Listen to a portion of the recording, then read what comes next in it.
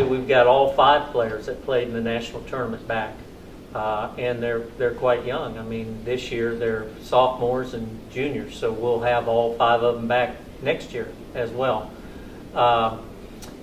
Whether or not all 5 of them play in the postseason this year, we'll have to see. They're fighting for positions now, but obviously the 3 sophomores will be there: John Coldus and John Vanderlaan and Jimmy Jones. I mean, John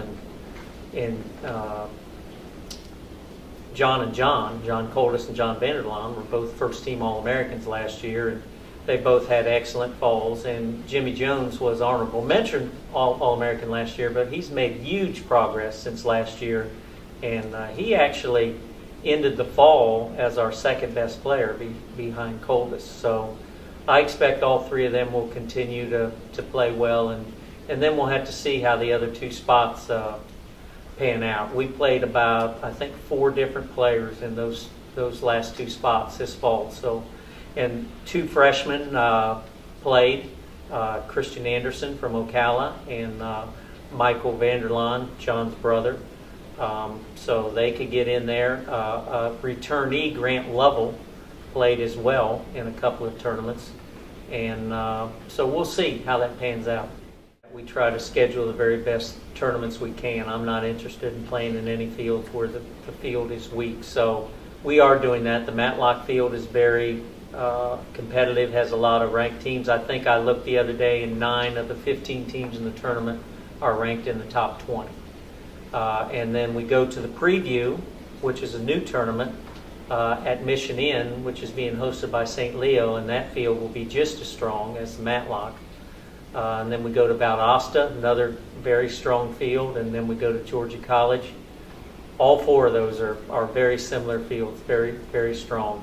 And then, of course, our conference field is pretty strong. Our conference isn't bad in golf. So it'll be very competitive, and it will show us through those 5 tournaments, just where we stand. Well, you definitely look for your seniors for the experience that they've had in the past to hopefully perform and make the team the best they can be. And I'm looking forward to that with Kit Creighton, Colleen Panosian, and Emma Marlette.